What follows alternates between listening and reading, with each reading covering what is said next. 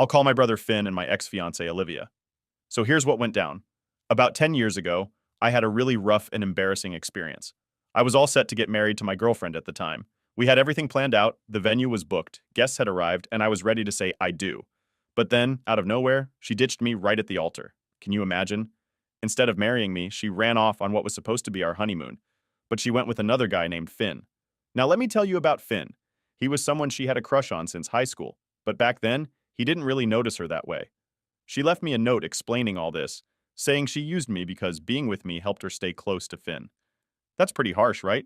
In her note, she did say that at one point she really did love me, but things changed for her after she and Finn ended up spending a night together, and they had a bit too much to drink.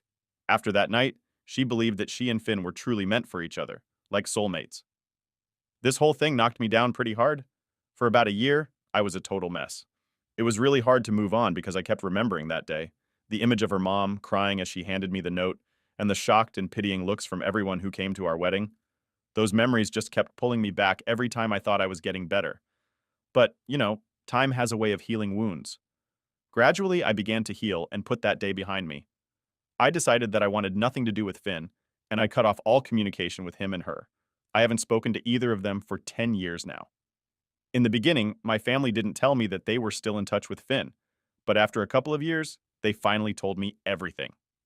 They sat me down one day and explained that she was pregnant and Finn was going to marry her. They said I really needed to try to get over what had happened because they planned to go to Finn's wedding and other events like the baby shower. That was a tough pill to swallow. I felt kind of betrayed that they handled it that way, not really considering how I'd feel about it all. But at the end of the day, they are adults, and I realized I can't control what they decide to do with their lives. I made it clear to them that I didn't want to be involved in any events where Finn and she would be, and I wasn't ready to forgive Finn at all. They tried a few times to get us to talk and sort things out, but eventually they understood that I just wasn't interested in fixing things with him. After a year of not talking to Finn and Olivia, life went on.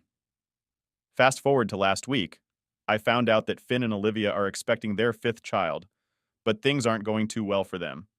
Finn's business went under last September, and Olivia lost her job because the chain she worked for closed down.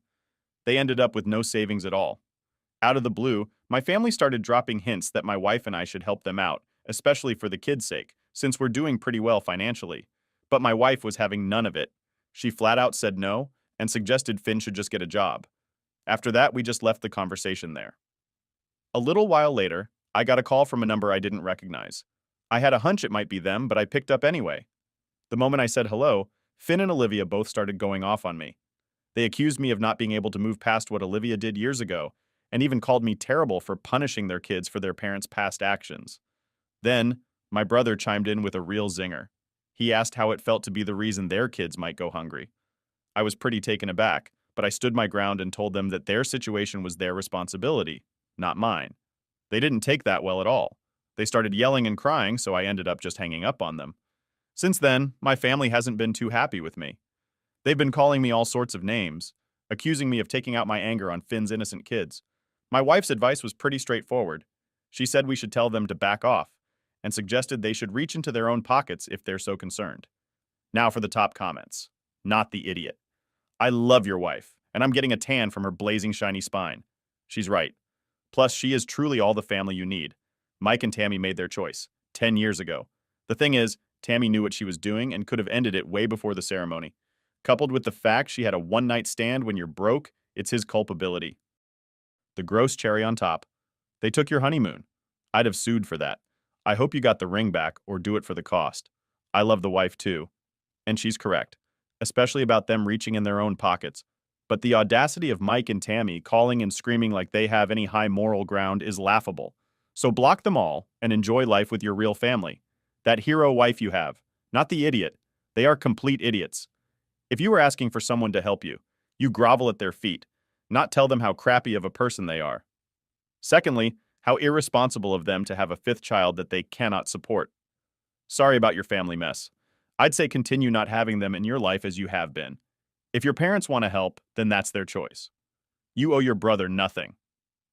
I'm also kind of shocked that they would have the gall to even have the conversation and start blaming OP when they haven't spoken in years. Now that they made him, certainly appears the problem. Convenience. Those kids aren't your responsibility any more than they are anybody else's. The rest of your family could ante up and shut up about it. You're the reason their kids go hungry.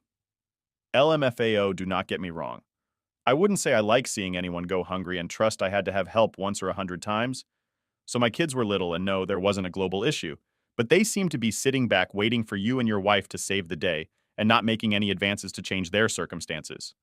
She humiliated you, and he let her, and now they need you. Please. But let's say you help them just this once. Then they'll think they're in good with you and try to keep using you. I would not. Nope, no way. However, although I think you're not the idiot, I couldn't sit back and let the kids suffer just because their parents are idiots. Maybe buy them kid-friendly meals to last a week and let them fend for themselves because any other avenue, and they will benefit too. Story 2. I grew up in this cozy little town where everyone pretty much knows everyone. I went to university right here in the same town, and lucky for me, I landed a job in the area soon after I graduated. It's been pretty convenient, especially because I started working in a field that allows me to give back to the university by supervising students who are required to complete hands-on work as part of their degree. I've been doing this for a few years now, overseeing these student internships, and it's always been a smooth ride. There hasn't been a single hiccup, at least not until recently. A couple of months ago, as has happened several times before, the university got in touch to ask if I could take on a student for the upcoming semester. Naturally, I agreed, as helping students is something I genuinely enjoy. They mentioned that they would send me the student's contact details closer to the start of the semester so we could hash out all the necessary arrangements. Fast forward to last week, and I finally get the email with the student's information. But here's where things took a surprising turn. When I looked at the name and the attached photo, my heart kind of sank. It was a girl who had made a significant portion of my middle school and high school years quite miserable. Yep, she was my bully, and frankly, I had hoped never to see her again. Word around town was that she'd enrolled in the same program I did years ago. She had initially pursued a different career path, but recently decided to make a switch. While I knew this much, I never anticipated our paths crossing in this way. Given our history, I immediately felt that supervising her might not be the best idea. There were too many old wounds there, and the potential for bias or unresolved issues affecting her internship seemed high. Moreover, to be totally honest, I just didn't want to reopen old scars or deal with any drama. I decided to take a proactive step and emailed the school to explain the situation. I told them that I knew her personally and that I thought it might not be wise for me to be the one overseeing her internship. I hadn't spoken to her in years, and while people can change, I worried about the dynamic it would create. The school's response was understanding at first. They replied that they appreciated my honesty and would attempt to find another placement for her. That seemed like the end of it until a couple of days later when they got back to me again. This time, they explained that finding another supervisor was proving difficult due to the global situation, which had limited the available options. They also mentioned that the student had been informed of the situation and was okay with me supervising her. But I wasn't okay with it. The thought of having to interact with her daily, potentially reliving some of the negative experiences from my past, was too much. So, I stood firm in my decision and told the university that I wasn't comfortable supervising her. They needed to know where I stood, and I hoped they'd respect my decision. And that was pretty much the end of the conversation. As things stood, I thought the issue was resolved until the student herself took a step that caught me completely off guard. She somehow still had my personal phone number, probably from back in our school days, and decided to use it. She called me out of the blue, which was unsettling to begin with. During the call, she pleaded with me to reconsider my decision. She explained that she hadn't secured any other internship offers, and without completing this one, she wouldn't be able to graduate on time. Although this wasn't her final internship, not having it would delay her graduation by a semester. She sounded desperate, but I maintained that it wasn't appropriate for me to supervise her, given our history. Her response took a sharp turn. She accused me of being unfair, highlighting that we hadn't spoken in years, as if the past could just be erased. I stayed firm in my decision during the call, and we eventually hung up. What followed was a series of angry texts from her. One of them struck a particularly harsh note, saying, "This is why no one liked you in high school." After a barrage of such messages, her tone shifted back to pleading. Despite the emotional roller coaster she put me through, I chose not to respond to any of her messages. This whole situation left me feeling quite conflicted. Part of me wondered if I was indeed being too harsh, questioning whether I should just let bygones be bygones and help her out. But another part felt justified in protecting my emotional well-being from potentially stressful and unpleasant interactions. The echoes of our past interactions, especially the hurtful comments she used to throw my way, aren't easy to forget. Now, with her latest outburst, it seemed clear that the dynamics might still be problematic. I found myself pondering whether standing my ground was the right choice, or if I was somehow being the idiot here for not just brushing it all off and supervising her. It's a tough spot to be in, especially when you start to second guess your own feelings and decisions based on someone else's desperate situation. Am I the idiot? Now for the top comments. Not the idiot. This girl clearly has the emotional intelligence of a stick of butter in your place. I might have at least considered supervising her if I'd gotten a sincere apology for what happened in high school. But that doesn't even seem to have occurred to her. Throwing it in your face and then going back to pleading is particularly baffling. The unprofessional text served only to confirm it. Karma's a wit, not the idiot. You did everything professionally and above board. You do not need to sacrifice your password for history to assist her in graduating. The university is correct. She can be okay with you. But you also have the right to not be okay with her in a supervisory role. Pass the text along to your university so they have this on record just in case. As her behavior shows, she will escalate this document. Everything. You do not feel bad.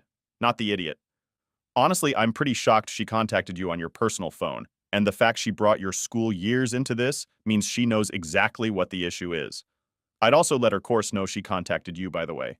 They should speak to her before she does an internship in the future. Well, she pretty much proved you made the right decision. If you'd given her less than a stellar evaluation, if you'd given her any negative feedback, anything at all, she'd have gone off on you and blamed you for her deficiencies. You are not wrong, Hiroki, and keep all her correspondence. Screenshot the text. Retain all this for when she inevitably reports you for sabotaging her academic career out of personal malice. Story 3. So, I'm a 25-year-old woman who loves sewing. It's not my actual job, but I've made some pretty cool clothes over the years, like 3 wedding dresses and a few dresses for graduation ceremonies. Sewing is more of a serious hobby for me. Now I have this friend named Karina, who's 26. She's getting married soon, and she asked me if I could make her wedding dress. I thought that was a cool idea, so I agreed, but I told her I'd only cover the cost of the materials if they weren't too fancy or rare. She would need to pay me a bit for each hour I spent working on the dress, because making a dress takes a lot of time and effort. You know? Karina wasn't super happy about having to pay, but she agreed. That was 3 months ago. Even then, I felt like something might go wrong. I had this funny feeling in my stomach. Looking back, I really should have trusted that feeling because things got pretty wild. Karina turned out to be really tough to work with. Honestly, she's been one of the most difficult people I've ever had to deal with, and I used to work in retail, where you meet all sorts of challenging customers. Here's what happened. Karina kept changing her mind about everything. First, it was the fabric, then the shape of the dress, then the little details, and finally the whole design of the dress. And every time she changed her mind, it meant more work for me. But it wasn't just the changes. Karina started asking for really expensive materials. She kept saying she has really good taste and everything needs to be perfect for her big day. But honestly, it felt like she was just being super picky and kind of bossy. Then came the last straw. She decided she wanted Swarovski crystals on her dress. Swarovski crystals are super fancy and expensive, and adding them to a dress is a lot of extra work. So, yeah, making this dress has turned into a huge project, way bigger than I expected. It's been stressful and a lot to handle, especially when your friend keeps asking for more and more, and you just want to make her happy for her wedding day. But it's tough when it feels like she doesn't understand all the effort that goes into making a dress just right. So, after Karina asked for the whole dress to be covered in Swarovski crystals, I was really shocked. Those crystals are super expensive, and I definitely wasn't going to pay for all of that. When she told me this over text, I just laughed because it sounded so outrageous. I texted her back firmly, telling her there was no way I could cover the cost of those crystals. That's when I decided that enough was enough. I sent her a message that I think was pretty fair, considering everything. I said something like, Karina, I value our friendship, but it's been really hard to work with you on this dress. Your requests are too much, and it feels like you're using me. So, I'm going to have to stop working on your dress now. I'll send you a bill for the work I've already done, and once you pay, you can pick up the dress. Karina didn't take that well. She texted back saying she shouldn't have to pay anything because I was the one backing out of our deal. I stood my ground, though, and told her no payment meant no dress. It turns out her wedding is only a month away, and she's been panicking, posting on social media about looking for secondhand dresses or rental options. This makes me think she really was hoping I'd just give her the dress for free from the start. Now, I feel pretty bad about how everything turned out. Everyone I've talked to thinks I made a silly move, but also that Karina kind of brought it on herself with her demands. I'm torn. Part of me wants to just finish the dress in a simpler way and give it to her as a gift, but I'm not sure what to do.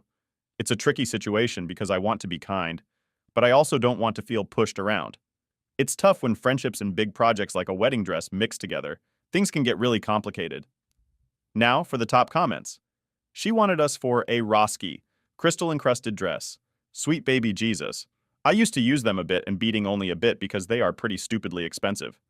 I don't even want to think about how much it would cost to buy enough of them to cover an entire wedding dress.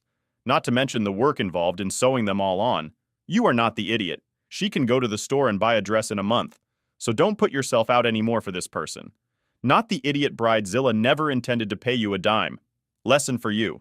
You didn't limit material cost. Not too expensive is extremely subjective. Do not back down on no money, no dress. I would go ahead and finish it and put a fair price tag on it. Then if she wants it, she can pay for it. If not, sell it cheap online so another bride can take it and have it fitted and altered as needed for herself, not the idiot. Listen, if she does need that dress, she'll pay for it. If she doesn't, it means she knows she can't afford it and was all too happy to put it on your tab. This is like offering to buy your friends lunch, so they purposefully order the lobster tail and their most expensive bottle of wine. Screw these people. Story 4. I remember it like it was yesterday. I was just a kid coming home from school, expecting everything to be normal, but it wasn't. My dad, who had been a big part of my life up until then, had left. Just like that, no goodbye, no explanation, nothing. I was left all alone, feeling abandoned and confused. Luckily, my grandma, who was actually my dad's mom, stepped in. She took care of me and helped fill that empty space my dad left. Fast forward to a few weeks ago, my grandma passed away. It was a sad time, and at her funeral I saw my dad for the first time in 14 years. It was awkward and uncomfortable seeing him after all these years, especially under such sad circumstances. After the funeral, we all gathered to hear what was in my grandma's will. Turns out she left me her property, her house, some land, and a few other things. I was touched that she thought of me, but this really upset my dad. He couldn't believe it. He started arguing right there that he deserved the property because she was his mother first. He said it was unfair that I got everything and he got nothing. Since then, my dad has been on a mission. He's been contacting me, trying to convince me to give him the property. He keeps saying that I should let him have it now, and he promises he'll leave it to me in his will when he passes away. I didn't agree to this because it didn't feel right. My grandma had made her wishes clear in her will, and if she had wanted him to have her property, she would have written it that way. But it's not just about the property. My dad started spreading rumors in our family. He told everyone that I had somehow tricked my grandma and stolen what rightly belonged to him. He painted a picture of me as someone who was punishing him for leaving us years ago. Because of this, other relatives started reaching out to me. They've been telling me that no matter what my dad did in the past, I should show respect and care towards him because he's still my father. They talk about filial piety, a belief that no matter what, children should honor their parents. They say that being kind to him, even if he wasn't kind to me, is what makes a good daughter. These conversations and the constant pressure are really tough to handle. Everyone seems to have an opinion about what I should do, and it feels like they're all siding with him without understanding the whole situation. I'm trying to hold on to what I believe is right, but it's getting harder every day with the mounting pressure and the feeling that maybe I'm the one in the wrong here. So that's everything that's been going on. It's a lot to deal with, and I'm still trying to sort through my feelings and decide the best way to handle everything. Am I the idiot? Now for the top comments. You are not the idiot. You owe your father nothing for walking out on you. Don't even engage with him. Block his number if you have to. If he attempts to confront you in person, walk away. Put all your relatives on blast and tell them that the matter has been decided, that you're keeping the house, and that you will block anyone who attempts to continue discussing the topic. A fire can't burn without oxygen, so starve this issue of all its fuel. Being good to my father, even if he isn't good to me, is what makes a good daughter. Why would you want to be a good daughter in these circumstances? It sounds like you hardly know him. Not the idiot. Stay strong. And by the way, this is not what stealing is. Unless you can steal from yourself, I'd be interested in knowing if, in addition to help keep in the house, they could report the abandonment to CPS and file 4 years of child support that are owed. Even if you had suggested that your grandmother disinherit your father for abandoning you, you would not be the idiot. Your grandmother left her house to you because she wanted you to have it. End of story. Your father must have had little contact with your grandmother in the past 14 years. If she raised you and you didn't see him again until the funeral, is to have to abandon his responsibility to you meant that she ended up taking over. There is zero chance of you inheriting the house when your father dies. If he doesn't sell it and squander the money, it'll be left to a love interest or beer buddy or something. Keep your house. The woman who parented you wanted you to have it. Story 5. So, I have twin kids who are young teenagers, and things have been a bit messy at home lately. My wife, well, soon to be ex-wife, and I are getting a divorce. Here's the scoop. I found out that she had been cheating on me with our gardener for quite a few years. It's a big deal because we had a deal when we got married, called a prenup, that said if one of us cheated, the other would get to keep our house, most of our money, and be the main person the kids live with. But here's the twist. I don't really have the kind of proof I'd need to show in court about her and the gardener. However, she also lost her job because she was caught sleeping with her boss, and I do have proof of that, which I can use in court. Now, our son has been asking questions like if his mom did something wrong and why we're splitting up. I've been trying to keep things simple and not badmouth their mom. I usually say things like, Mom and Dad both love you a lot. We just can't get along as well as we used to, but we're going to do our best to make things okay for you guys. Despite this, I won't lie, I'm pretty upset. What she did was really wrong, but I keep reminding myself and the kids that she's still their mom. One day, my daughter told me that Mom said I was controlling and manipulative, and that's why we were splitting up. She thought I was stopping her mom from doing things she wanted to do. That's when I decided I needed to tell them a bit more about what was going on, like her cheating and how she was spending a lot of our money on fancy clothes like Gucci, even when we needed that money for important stuff like school fees and our bills. I explained that I wasn't trying to control her. I even admitted where I could have been a better husband, but the truth needed to be out there because the kids were getting the wrong idea. Now my ex is furious. She says I turned the kids against her, making them think badly of her. My son even confronted her about her cheating. She blamed me for ruining how the kids see her. I told her that it was the result of her own actions. So yeah, that's what's been going on. It's a lot to handle, especially trying to be honest with the kids while protecting them at the same time. Am I the idiot? Now for the top comments. Not the idiot. Your kids are old enough to understand the truth and the repercussions of said truth. They deserve to know the truth. It's not fair that she gets to smear you with lies, but you have to keep the truth secret. At least, though, as a child of divorce. Keep them out of the rest of it. They don't need to hear or know all the crap that's going to go on between you and the lawyers and your wife. Exactly. She told me I ruined their image of her. That's rich. For her to complain about ruining her image when he told the truth, while at the same time she had no problem telling lies to the kids. If she didn't want people to know about her actions, maybe she shouldn't have done those actions. Mind-blowing idea, I know. Yeah. OP, you can't ruin someone's image by making it more clear. Unfortunately, she ruins her image by doing nasty things. Your kids would have had to find out the truth at some point. They're at that age where they can understand what's going on, so don't beat yourself up. You told the truth because you don't want to lose your kids, not because you're out for revenge.